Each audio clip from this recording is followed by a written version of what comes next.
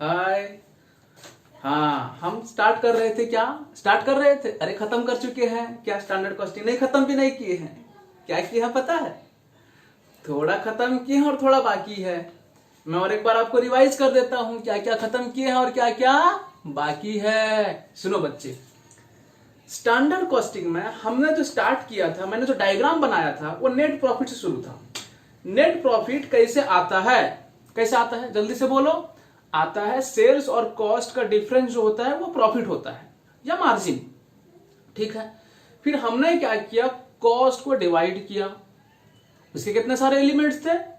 पहला था मटेरियल, दूसरा था लेबर, तीसरा था ओवरहेड। बच्चे फिर से हमने ओवरहेड को दो पार्ट में डिवाइड किया, एक था वेरिएबल, दूसरा था फिक्स्ड। ठीक है। अच्छा सर, स्टैंडर्ड कॉस्टिंग में हमें ये सब का क्या करना है? और सवाल होता है हम स्टैंडर्ड कॉस्टिंग पढ़कर क्या करेंगे? मैंने आपको सबसे पहला क्लास में कॉन्सेप्ट में बताया था, कॉन्सेप्ट जो समझा रहा था उसी में ही बताया था आपको कि स्टैंडर्ड कॉस्टिंग का यूज क्या है। ठीक है।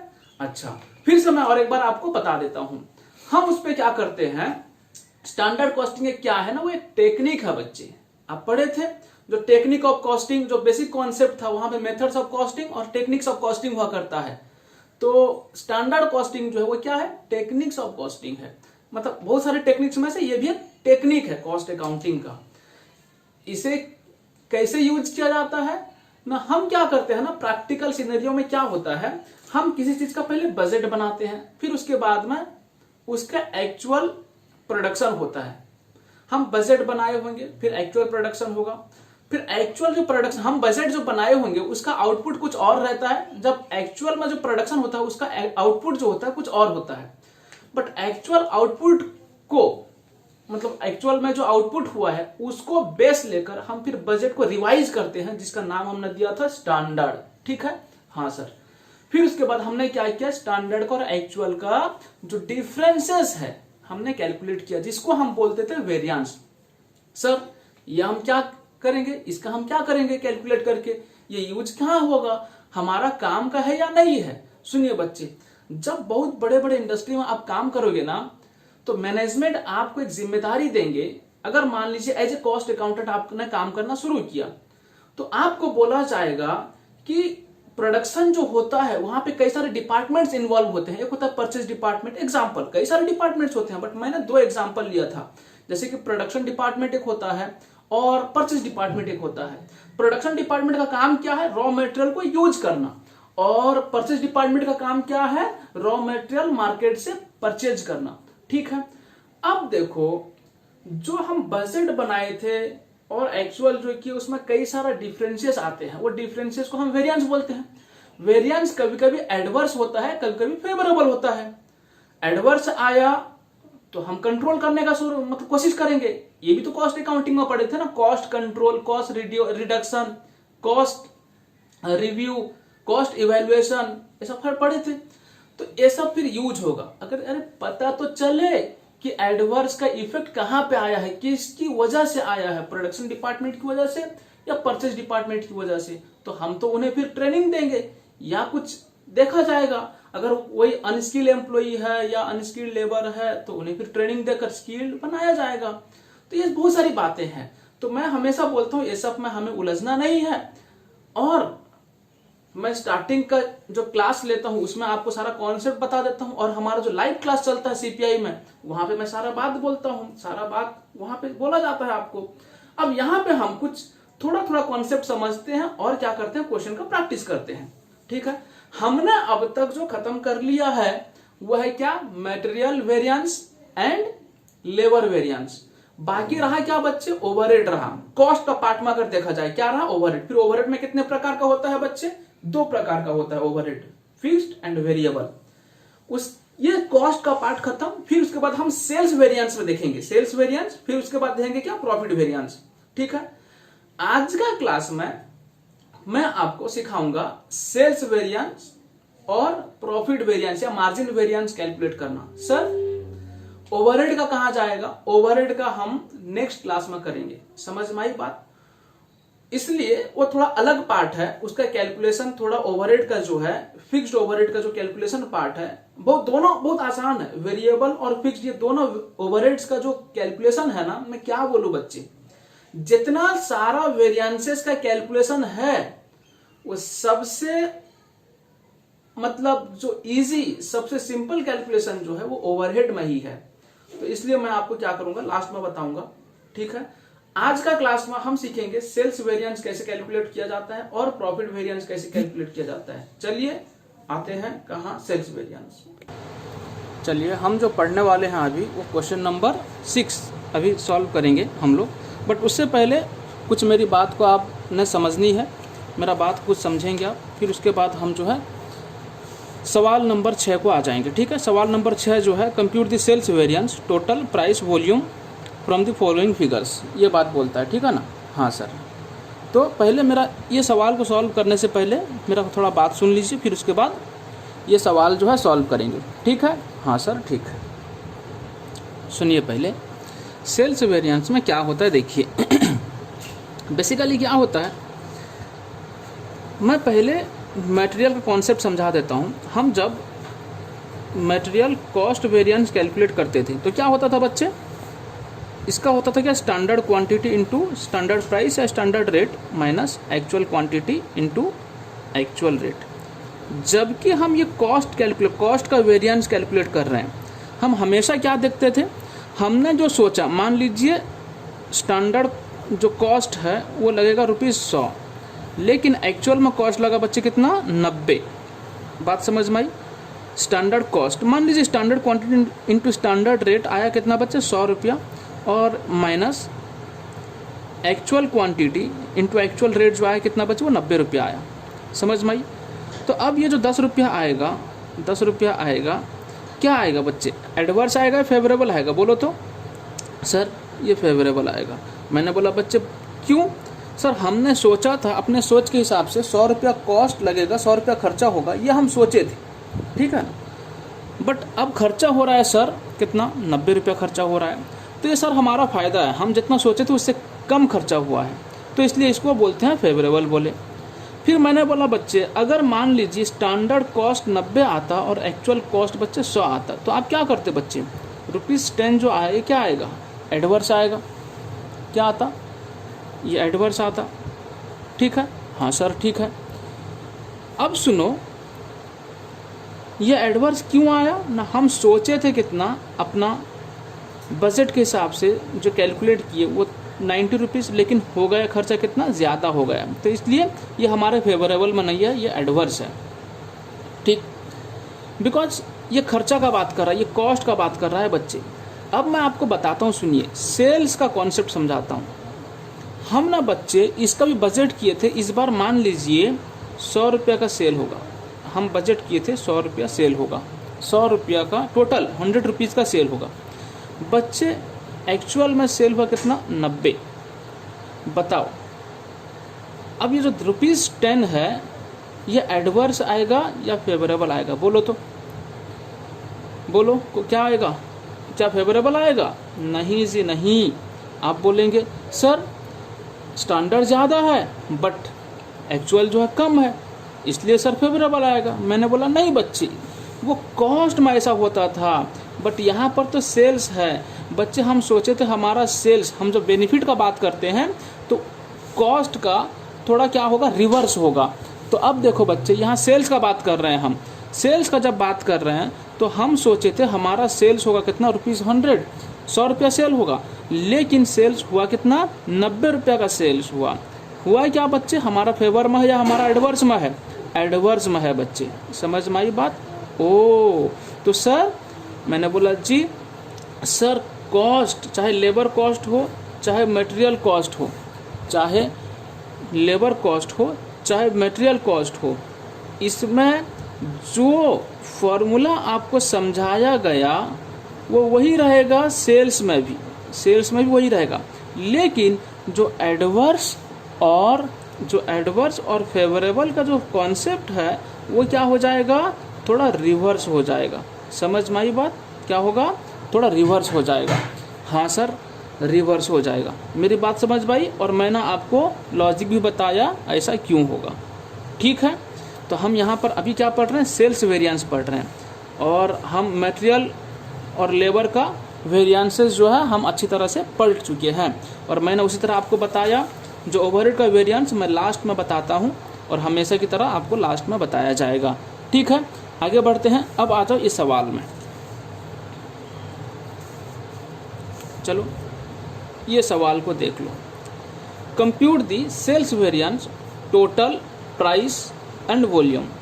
टोटल का मतलब आप जानते हो, जैसे कि वहाँ पर था मटेरियल कॉस्ट, यहाँ पर वैसा है जैसे कि टोटल मटेरियल वेरिएंस क्या होगा, जो मटेरियल कॉस्ट वेरिएंस आता था वही होगा। और प्राइस का मतलब आप जानते हो, वॉल्यूम का मतलब क्वांटिटी। मैं इसको वॉल्यूम हटा के क्वांटिटी लिख दूं, बट सवाल में तो हमेशा वॉल्यूम ही लिखा रहेगा। ठीक है, सवाल में हमेशा वॉल्यूम ही लिखा रहेगा। तो मैं आपके आसानी के लिए क्वांटिटी लिख देता हूँ। ठीक है, जब वॉल्यूम दिया रहेगा आप समझेंगे कि क्वांटिटी, अगर क्वांटिटी दिया रहेगा सेल्स क्वांटिटी, तो आप मतलब आपको ये समझना होगा कि ये सेल्स वॉल्यूम वेरिएंस पूछ रहा है। From the following figures. Figures क्या है देखो बच्चे, बजटेड क्वांटिटी सोचा गया था, ये सब बजटेड। प्रोडक्ट, ये जो है प्रोडक्ट कितना, PQRS 1 2 3 4, 4 प्रकार का प्रोडक्ट है, 1 2 3 4। और यहाँ पर क्वांटिटी दिया हुआ है बच्चे, क्या दिया है? क्वांटिटी दिया हुआ है। ठीक है ना? हाँ सर, देखो बजटेड क्वांटिटी, बजटेड क्वांटिटी में ये सारा क्वांटिटी दिया हुआ है। उसके बाद बजटेड प्राइस पर यूनिट, एक यूनिट जो सेल करेंगे ना, सेल्स यहाँ दिया है सेल्स वेरिएंस कैलकुलेट करने के लिए। इसका मतलब बजटेड क्वांटिटी, हम सोचे थे इतना इतना यूनिट जो है सेल्स होगा, किसका? P नाम का प्रोडक्ट इतना सेल होगा, Q नाम का प्रोडक्ट इतना सेल होगा, R नाम का प्रोडक्ट इतना सेल होगा, S नाम का प्रोडक्ट इतना सेल होगा। समझ में आई बात? उसके बाद हर एक यूनिट को, P का हर एक यूनिट को सेल करेंगे कितने रुपये पे? सोचे हैं हम, सोचे 25 रुपये पे सेल करेंगे, 50 75 और 100 इस तरह से। और एक्चुअल भी दे दिया, एक्चुअल क्वांटिटी दे दिया और एक्चुअल प्राइस पर यूनिट जो है दे दिया। हमें क्या काम करना है बच्चे? 3 काम करना है। एक टोटल सेल्स वेरिएंस, एक होता है प्राइस का वेरिएंस, और एक होता है क्वांटिटी या वॉल्यूम का वेरिएंस। इससे पहले हम अपना कॉपी पर लिख देते हैं। क्या लिखेंगे? मैंने लिखा, चलो अब अपना कॉपी में लिखना शुरू करते हैं। ठीक है? हाँ सर। क्वेश्चन नंबर कितना बच्चे? 6। ठीक है, मैंने लिखा बच्चे, सर मैंने बोला जी सर, यहाँ पर तो एक्चुअल इनपुट और budgeted actual output budgeted output कुछ दिया नहीं। बच्चे सेल्स वेरिएंस में ये सब का कोई ज़रूरी नहीं है। यहाँ पर आउटपुट का क्या काम है? यही तो बच्चा आउटपुट है ना। यहाँ पर ऐसा आउटपुट इनपुट का कोई ज़रूरी नहीं है। समझ में आई बात? हाँ सर, हाँ समझ में आई। ये सारा तो सारा आउटपुट है ना। ठीक है ना? ये थोड़ी यहाँ पर इनपुट दिया रहेगा। मटेरियल लेबर में ऐसा होता था, लेकिन सेल्स में ऐसा नहीं होगा। बच्चे ये तो खुद आउटपुट है, बजटेड ये आउटपुट है ना। जो आउटपुट है जिसको हम सेल करेंगे वो तो आउटपुट होता है ना। तो यहाँ पर थोड़ी रॉ मटेरियल्स देगा, नहीं। हमने रॉ मटेरियल्स का सारा काम कर चुके हैं, लेबर का सारा काम कर चुके हैं, वो सब यूज होकर और प्लस ओवरहेड भी यूज होकर ये सारा चीज़ आया है। तो अब यहाँ पर बजटेड क्वांटिटी जो है उसी को स्टैंडर्ड क्वांटिटी ही आप मानेंगे। समझ में आई बात? चलो मैं यहाँ लिख देता हूँ, क्या लिख पाऊँगा? चलो लिखना शुरू किया। अब लिखा मैंने बजट या स्टैंडर्ड, वही बजट है सेल्स में, वही बजट और वही स्टैंडर्ड। अदरवाइज आपको अच्छे से पता है बजट अगर दिया रहेगा तो स्टैंडर्ड कैसे कैलकुलेट किया जाता है। समझ में आई? चलो अब आते हैं, यहाँ पर मैंने लिखा क्या? प्रोडक्ट, यहाँ पे लिखा क्या? क्वांटिटी, यहाँ पे लिखा क्या? रेट। उसके बाद में यहाँ पे मैंने लिखा एक्चुअल। एक्चुअल का क्या?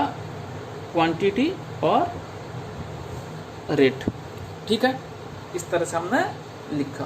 प्रोडक्ट कितना है बच्चे? 4 PQRS। ठीक है, इस तरह से। क्वांटिटी में हमने लिखा बजटेड क्वांटिटी कितना हमने लिखा,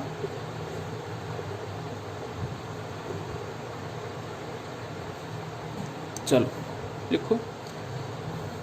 P का कितना है? 4000। Q का कितना है? 3000। R का कितना है?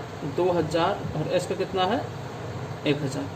रेट क्या है बच्चे इसका 25, ये रुपीज़ में है, रेट पर यूनिट 25, 25, 50, 75 और 100। ठीक है, हाँ सर ठीक है। और एक्चुअल में ये कितना है 4800, ये है 2800 और यहाँ पर है 2400 और ये है 800 और ये है कितना 30, ये है कितना 45, ये है कितना 70, ये है 105। ठीक है, इस तरह से दे दिया। ये सवाल में दिया हुआ था, जो सवाल में दिया मैं वही लिखा। ठीक है, अलग कुछ नहीं लिखा, जो सवाल में था, जो सवाल में था हमने वही लिखा। ये जो सवाल में है पूरा का पूरा वही लिखा हमने। ठीक है, हाँ सर। सबसे पहले बोला था बच्चे, सबसे पहले क्या पूछा था? सबसे पहले पूछा टोटल सेल्स वेरिएंस। क्या पूछा सबसे पहले? टोटल सेल्स वेरिएंस पूछा। टोटल सेल्स वेरिएंस क्या होगा किसका? मैंने यहाँ लिखना शुरू किया, P का, Q का, R का और S का। बच्चे टोटल सेल्स वेरिएंस जब बोला तो क्या होगा बच्चे? Standard quantity into standard rate minus actual quantity into actual rate, ये होता है। ठीक, अब सुनो, P का स्टैंडर्ड क्वांटिटी, अच्छा यहाँ पर स्टैंडर्ड जो है वही बजट है, मैंने बोल दिया पहले से, बिकॉज आउटपुट का दोनों का देखो हमारा क्या होता है नॉर्मली, बजटेड का आउटपुट कुछ अलग देता होगा और एक्चुअल का आउटपुट कुछ अलग देता है। यहाँ तो ऐसा कोई इन्फॉर्मेशन है ही नहीं, तो अब जबकि ऐसा इन्फॉर्मेशन यहाँ देगा ही नहीं। चलिए, मैंने क्यों नहीं देगा आपको बता दिया, पहले ही बोल दिया क्यों नहीं देगा। अब सुनो बच्चे, यहाँ पर जो बजट है उसी को स्टैंडर्ड ही मानना होगा, समझ में आई? या बजट ही लिखो चलेगा, समझ में आई? जबकि हम पहले से मटेरियल और लेबर ओवरहेड सब में स्टैंडर्ड ही यूज करते हैं, तो इसलिए हमने यहाँ क्या किया, बजट को स्टैंडर्ड ही माना। चलो आ जाओ अब। उसके बाद यहाँ पर P का जो है स्टैंडर्ड क्वांटिटी मतलब बजटेड क्वांटिटी, स्टैंडर्ड क्वांटिटी मतलब वही बजटेड क्वांटिटी, कितना 4000 इंटू उसका स्टैंडर्ड रेट, बजटेड जो रेट होता है वही स्टैंडर्ड रेट होता है आप जानते हो, minus 4800 actual into actual rate 30। उसके बाद बच्चे 3000 इंटू 50 माइनस 2800 इंटू 45, इस तरह से लिखते चलो, इस तरह से लिखते चलो। ये हमने लिख लिया सारा, सब हमने लिख लिया। अब हमने एक एक करके कैलकुलेट करना है और एडवर्स फेवरेबल जो है देखना है। देखो यहाँ पे है कितना 4000 इंटू 25, 4000 इंटू 25 कितना हुआ बच्चे? 1 लाख होता है। और उसके बाद ये है 4800, ये जो है आपका 4800 इंटू 30 इज इक्वल्स टू कितना आया? 1,44,000 माइनस 1 लाख कितना होता है बच्चे? 44,000 आता है। कितना आता है? 44,000। अब बच्चे 44,000 ये एडवर्स होगा या फेवरेबल होगा? जल्दी से बोलो, एडवर्स होगा या फेवरेबल होगा? हम सोचे थे 1 लाख रुपया का सेल होगा, बट एक्चुअल जो सेल हुआ कितना बच्चे? 1,44,000, 1,44,000 सेल हुआ। बस इंडस्ट्री के लिए अच्छा है या नुकसान वाला है? बोलो, बेनिफिशियल है या लॉस है? चलो जल्दी बोलो। सर अच्छा है, बेनिफिट है, तो इसलिए क्या होगा? ये फेवरेबल होगा, समझ में आई? लेकिन हाँ, अगर ये कॉस्ट का बात होता, जैसे कि मटेरियल कॉस्ट हम देखते हैं स्टैंडर्ड अगर कम होता और एक्चुअल अगर ज़्यादा होता, ये क्या आता? एडवर्स आता, समझ में आई? इसी तरह से ये सब भी अपने आप कैलकुलेट करो जल्दी से। लो, हमने ये कैलकुलेट कर लिया है। देखो आया क्या? 44,000 फेवरेबल और 24,000 एडवर्स आया। इसका मतलब ये ज़्यादा था, ये कम था, इसलिए आया एडवर्स। और 18,000 फेवरेबल और 16,000 एडवर्स। अब टोटल अगर हम ऐड करते हैं, ये फेवरेबल ऐड किया और माइनस किया एडवर्स वाला, तो आया कितना बच्चे? 22,000 एडवर्स आया। ठीक है, हमने कैलकुलेट किया था तो कैलकुलेशन के हिसाब से कितना आया? 22,000 एडवर्स आया। ठीक है, हाँ सर। तो 22,000, हाँ 22,000 क्या आया? फेवरेबल आया। ठीक है, ये 44,000 और 18,000 और माइनस किया हमने 24 और 16,000 एडवर्स, आया कितना? 22,000 फेवरेबल। इस तरह से ये हुआ क्या? Total sales variance calculation. ये टोटल आप जानते हो, अगर प्राइस बोला यह है टोटल सेल्स वेरिएंस। अब पूछेगा सेल्स प्राइस वेरिएंस, क्या पूछेगा सवाल में, क्या पूछा नेक्स्ट पूछा, जो क्या पूछा है सेल्स प्राइस वेरिएंस पूछा है। ठीक है, सेल्स प्राइस वेरिएंस क्या होगा, प्राइस का डिफरेंस, आप जानते हो सेल्स प्राइस वेरिएंस, इसका मतलब क्या होता है बच्चे, से प्राइस में डिफरेंस, इसका मतलब standard price minus actual price, यानी स्टैंडर्ड रेट या एक्चुअल रेट, जो भी है, हम रेट लिखते हैं तो रेट लिखते हैं standard rate minus actual rate. और यहाँ पर जो होगा क्या होगा, स्टैंडर्ड क्वांटिटी होगा या एक्चुअल क्वांटिटी होगा, जल्दी से बोलो, सेल्स प्राइस वेरिएंस में क्या होगा, बोलो जल्दी से, क्या होगा, एक्चुअल होगा या स्टैंडर्ड होगा, जल्दी से बोलो क्या होगा। प्राइस का जब वेरिएंस होता है तो यहाँ पर एक्चुअल क्वांटिटी होता है, ठीक है ना, हाँ सर ठीक है। चलो अब P का, Q का, R का और S का, चलो जल्दी से कैलकुलेट कर लो फटाफट से। तो ये हमने लिख लिया 25 और 30, 50, 45, 75, 70, 100 और 105, और एक्चुअल क्वांटिटी जो है 4800, 2800, 2400, 800, ठीक है। चलो ठीक है, अब जल्दी से, अब देखिए बच्चे फिर से, ये आप मुझे बोलिए 25 माइनस 30, हम सोचे थे 25 रुपये पे सेल करेंगे, लेकिन एक्चुअल में सेल हुआ कितना रुपये पे, 30 रुपये पे, तो ये फेवरेबल ही आएगा। लेकिन अगर कॉस्ट का बात करें, हम सोचे थे हमारा खर्चा होगा 25, लेकिन खर्चा हो गया 30, तो वहाँ पे एडवर्स आता, ठीक है ना, तो ये फेवरेबल आएगा, ये एडवर्स आएगा, और ये भी एडवर्स आएगा, और ये आएगा फेवरेबल। तो अब जल्दी से कैलकुलेट कर लीजिए और बताइए कितना आता है टोटल, ठीक है। चलो हमने अब कैलकुलेट कर लिया, ये 24,000 फेवरेबल आया, 24,000, ये आया कितना 24,000 फेवरेबल, 14,000 एडवर्स, 12,000 एडवर्स, 4,000 फेवरेबल आया, ठीक है। टोटल अगर मिला दिया जाए, यहाँ पर 2,000 रुपया फेवरेबल आता है, मैंने यहाँ पे लिखा इस चीज़ को, 2,000 रुपया फेवरेबल आया। अगर टोटल किया जाए, ये फेवरेबल को ऐड किया गया, माइनस किया गया एडवर्स वाला, तो आया कितना 2,000 रुपया फेवरेबल आया, ठीक है, हाँ सर ठीक है। चलो आगे चले, हाँ सर आगे चले। चलो अब आते हैं सेल्स, नेक्स्ट वाला जो पार्ट था सेल्स वॉल्यूम वेरिएंस,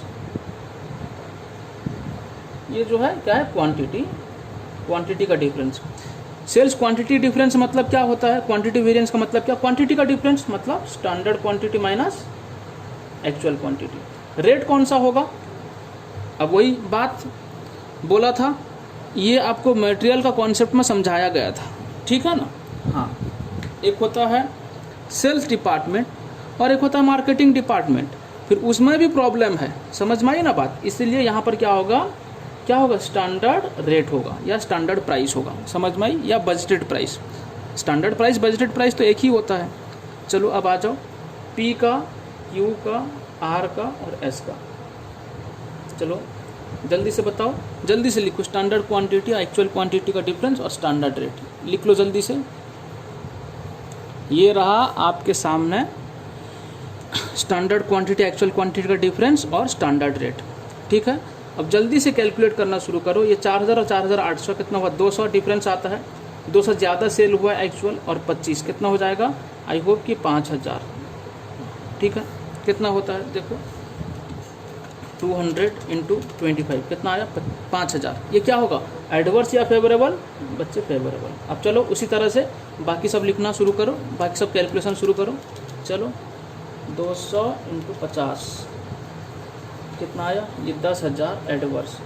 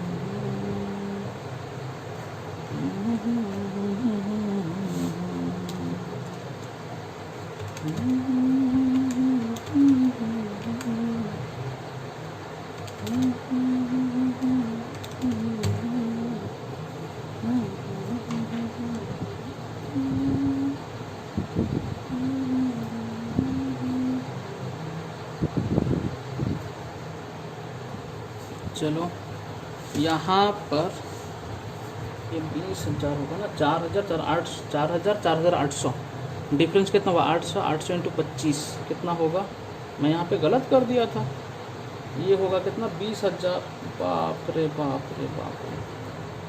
चलो अब आ जाओ, कितना हुआ 20,000 फेवरेबल और 30,000 फेवरेबल, कितना हुआ 50,000 फेवरेबल, और ये 10,000 एडवर्स और 20,000 एडवर्स, कितना हुआ 30,000 एडवर्स, 50 माइनस 30 कितना हुआ, टोटल आया 20,000 फेवरेबल। ठीक है, इस तरह से। अब बच्चे ये खत्म हुआ जो सवाल में दिया हुआ था। सवाल में बोला था टोटल सेल्स वेरिएंस, सवाल में बोला था सेल्स प्राइस वेरिएंस, सवाल में बोला था सेल्स वॉल्यूम वेरिएंस यानी सेल्स क्वांटिटी वेरिएंस, ये था सवाल में पूछा था। अब बच्चे आप एक सवाल पूछोगे, सर मैंने बोला जी सर, जो टोटल सेल्स वेरिएंस होता है उसका 2 पार्ट, इसका होता 2 पार्ट। मैंने बोला क्या बच्चे, सर आपने हमको सिखाया है सेल्स प्राइस वेरिएंस और सेल्स क्वांटिटी वेरिएंस यानी कि सेल्स वॉल्यूम वेरिएंस। सर ये दोनों का जो वेरिएंस मिला है अगर हम मिला देंगे तो ये आना चाहिए। मैंने बोला हाँ बच्चे टेस्ट कर लो, टोटल सेल्स वेरिएंस कितना आया है, टेस्ट कर लो थोड़ा, ये आया है कितना 22,000 आया है, देख लो टोटल सेल्स वेरिएंस जो है वो कितना आया है, ये आया है कितना 22,000 आया है। ठीक है, तो इसका मतलब टोटल सेल्स वेरिएंस जो होता है कितना 22,000 होता है। ठीक है, अच्छा सेल्स प्राइस वेरिएंस कितना बच्चे, यहाँ पे आया था, कितना आया था 2,000 आया था, देख लो 2,000 आया था सेल्स प्राइस वेरिएंस। हाँ सर 2,000, ये भी फेवरेबल है, ये भी टोटल का टोटल फेवरेबल है, ये भी फेवरेबल है। और सेल्स क्वांटिटी या सेल्स वॉल्यूम वेरिएंस जो अभी अभी आप कैलकुलेट किए तो ये कितना आया 20,000 फेवरेबल, तो क्या हुआ ये 20,000 फेवरेबल, तो दोनों को मिला दो आता है 22,000 फेवरेबल। ठीक है, इस तरह से होता है। बच्चे मैं आपको एक आसान तरीका, ये इतना जो कैलकुलेशन हुआ ना ये नहीं होना चाहिए, बट मैंने आपको इंडिविजुअली कैलकुलेशन सिखाया, सब आसान तरीके से सिखाया, बट ये स्मार्ट नहीं है, ये आसान तरीका है। हाँ ज़रूर आई एग्री कि ये आसान तरीका है, बट जब स्मार्ट तरीका का बात आता है तो मैं इससे सहमत नहीं हूँ, ये तरीका मुझे पसंद नहीं आता। सर तो फिर क्या करना है, बच्चे सुनो हमें क्या करना है, हमारा यूज क्या है मैं आपको बता देता हूँ। हमारा यूज क्या है, एक होता है जब टोटल सेल्स वेरिएंस हम कैलकुलेट करेंगे, क्या यूज है, standard quantity into standard rate minus actual quantity into actual rate. ठीक, हाँ सर ठीक। जब हम सेल्स प्राइस वेरिएंस हम कैलकुलेट करते हैं तो क्या होता है, प्राइस का डिफरेंस स्टैंडर्ड प्राइस या standard rate minus actual rate into standard quantity.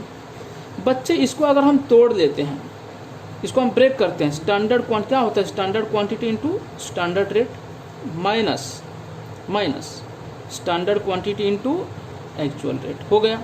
उसके बाद बच्चे सेल्स वॉल्यूम वेरिएंस माप, ये क्या होता है, standard quantity minus actual quantity into क्या होगा, बोलो सॉरी यहाँ पर गलत हुआ, स्टैंडर्ड प्राइस में एक्चुअल क्वांटिटी होगा ना, हाँ जी ये क्या होगा एक्चुअल क्वांटिटी, ये भी क्या होगा actual quantity into standard rate, actual quantity into actual rate. उसके बाद standard quantity into minus actual quantity into standard rate, ये होगा क्या होगा, standard quantity into standard rate minus actual quantity into standard rate.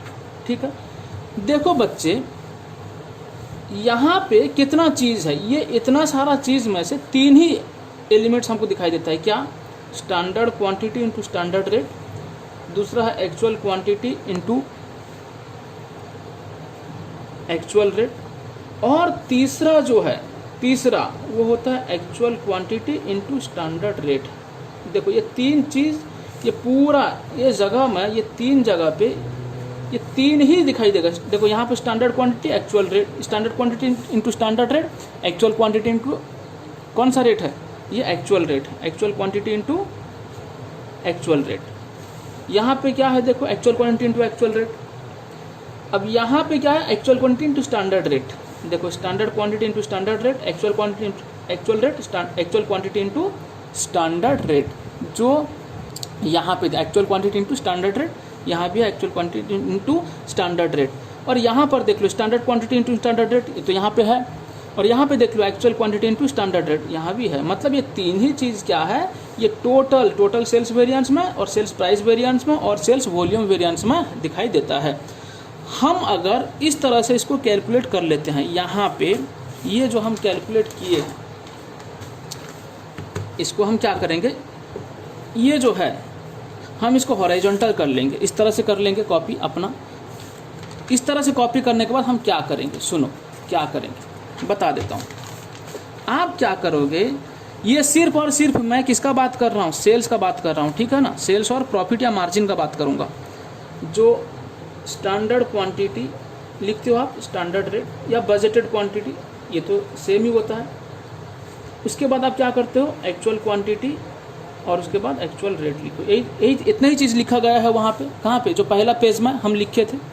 आप क्या करोगे, यहाँ पर ये जो 3 चाहिए हमको, ये जो 3 चाहिए हमको स्टैंडर्ड क्वांटिटी, ये सबको मल्टीप्लाई करके आप लिख लोगे। क्या करना है, आप पहले standard quantity into standard rate कर लीजिए, मतलब ये दोनों को मल्टीप्लाई कर यहाँ लिख लीजिए। फिर उसके बाद actual quantity into actual rate लिख लीजिए। Actual quantity and actual rate लिख लिया आपने। फिर उसके बाद हमको और क्या चाहिए था बच्चे, actual quantity into standard rate चाहिए था। चलो वो भी बना लेते हैं अपन लोग। Actual quantity into standard rate, ठीक है। Actual quantity into standard rate, मतलब ये जो है एक्चुअल क्वांटिटी और इंटू स्टैंडर्ड रेट करके हम मल्टीप्लाई करके लिख लेंगे और इसका हम टोटल कर लेंगे। इसका हमने क्या कर लिया, टोटल कर लिया। किसका, प्रोडक्ट, किसका प्रोडक्ट, जो भी है पी, जो भी है आपका प्रोडक्ट, ठीक है ना, PQRS हमने कर लिया।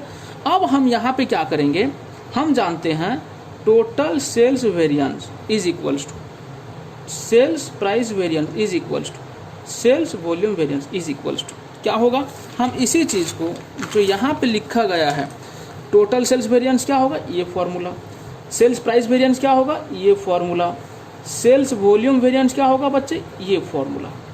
समझ में आई बात। हम अगर लिख लेते हैं तो क्या होगा, यहीं पे ये जो टोटल आया होगा कैलकुलेट हो जाएगा। समझ में आई बात, ये तीनों यहाँ पे ही आ जाएगा। इसका मतलब एक ही पेज में आपका जो आंसर है आ जाता है। वैसा ये स्मार्ट तरीका है, बट यहाँ पे थोड़ा सा आपको टाइम लग सकता है, थोड़ा सा यहाँ पे, बट ये आसान है, मना नहीं कर रहा, ये आसान है। समझ में आई बात। उसके बाद आपको ध्यान जो रखना होगा किस बात का बता देता हूँ। आपको जो ध्यान रखना होगा, जो कॉस्ट में एडवर्स या फेवरेबल आता है और सेल्स या प्रॉफिट में जो एडवर्स या फेवरेबल आएगा, इस चीज़ का आप ध्यान रखेंगे, ठीक है। बस फॉर्मूला जो था आपको जो समझाएगा वही रहेगा, सिर्फ एडवर्स और फेवरेबल में आपको ध्यान रखना होगा। उसके बाद बच्चे अब देखो, ये जो 6 नंबर सवाल हमने किया ना, ये जो क्वेश्चन नंबर 6 हमने किया, आपको एक बात बता देता हूँ। सर क्या बात, बच्चे ये सवाल थोड़ा चेंज करके भी दे सकता है। सर वो कैसे, चेंज करके क्या देगा सर, बताइए ना सर, क्या देगा चेंज करके। बच्चे ये सवाल पैराग्राफ में भी दे सकता है और क्या देगा, सवाल का कॉस्ट भी दिया रहेगा। जैसे कि यहाँ सेल्स प्राइस दिया है ना, वैसा कॉस्ट प्राइस भी दिया रहेगा। मैं यहाँ लिख देता हूँ कॉस्ट प्राइस, मैं इस पर लिख दिया सेल्स प्राइस। देखो मैं सवाल में लिख दिया सेल्स प्राइस, अब यहाँ पे कॉस्ट प्राइस लिखता हूँ। कॉस्ट प्राइस क्या है बच्चे, कॉस्ट प्राइस मैं लिखता हूँ कि ये होता है बच्चे 20 और ये होता है बच्चे 45 और ये होता है बच्चे 70 और ये होता है बच्चे 95, 95, ठीक है। ये बजटेड कॉस्ट प्राइस और बजटेड सेल्स प्राइस है। उसके बाद बच्चे क्या होगा, सुनो क्या होगा।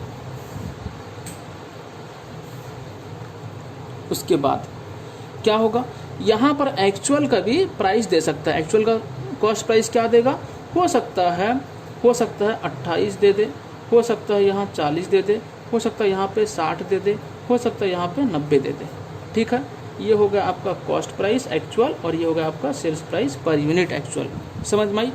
बट सवाल क्या पूछेगा पता है, मार्जिन वेरिएंस, यानी कि प्रॉफिट का वेरिएंस सवाल पूछ सकता है। प्रॉफिट वेरिएंस पूछ सकता है। जिस तरह से हमने सेल्स वेरिएंस कैलकुलेट किया, उस तरह से प्रॉफिट का सारा वेरिएंस पूछ सकता है। सबसे पहले आपको क्या करना है, ये टेबल जैसा दिया है वैसा लिखना, लेकिन आपको क्या करना है, फिर और एक चीज़ इंसर्ट करना है, प्रॉफिट का कॉलम। सबका प्रॉफिट कैलकुलेट कर लेना। 20 और 25 का डिफरेंस कितना कितना आएगा बोलो? 5 रुपया प्रॉफिट, यहाँ पर भी 5 रुपया प्रॉफिट, यहाँ पर भी 5 रुपया प्रॉफिट, यहाँ पर भी 5 रुपया प्रॉफिट, ठीक है। और यहाँ पर कितना प्रॉफिट आएगा? ये प्रॉफिट आएगा कितना बच्चे? यहाँ पर आएगा 2 रुपया, और यहाँ पर आएगा 5 रुपया, और यहाँ पर आएगा 10 रुपया प्रॉफिट, और यहाँ पर आएगा 15 रुपया प्रॉफिट, ठीक है। जब इसी टाइप का सवाल में प्रॉफिट का वेरिएंस पूछा रहेगा तो आप जब एक बार प्रॉफिट कैलकुलेट कर लिए, आप जब प्रॉफिट एक बार कैलकुलेट कर लिए तो वेरिएंस कैलकुलेट करते टाइम, मतलब यहाँ पर जो वेरिएंस कैलकुलेट किया जाएगा बता देता हूँ। ये सब जगह पे जो क्या लिया गया, जो स्टैंडर्ड रेट लिया गया, यहाँ पे स्टैंडर्ड रेट की जगह क्या हो जाएगा? स्टैंडर्ड प्रॉफिट पर unit, actual profit per unit हो जाएगा, यहाँ पे प्रॉफिट हो जाएगा, समझ में आई? तो अब यहाँ पे ये वाला इररिलेवेंट हो जाएगा, ये प्रॉफिट कैलकुलेट हो गया ना, तो हमें प्रॉफिट ही लेना पड़ेगा। रेट की जगह पे क्या लेना होगा? स्टैंडर्ड प्रॉफिट पर यूनिट, और ये भी इररिलेवेंट हो जाएगा। एक्चुअल रेट की जगह पे क्या लेना होगा? एक्चुअल प्रॉफिट पर यूनिट लेना होगा, समझ में आई? क्वांटिटी ठीक है, क्वांटिटी की जगह पे सेम रहेगा, क्वांटिटी में कोई प्रॉब्लम नहीं, समझ में आई? हाँ सर समझ में आई। बस इतनी सी बात, ठीक है।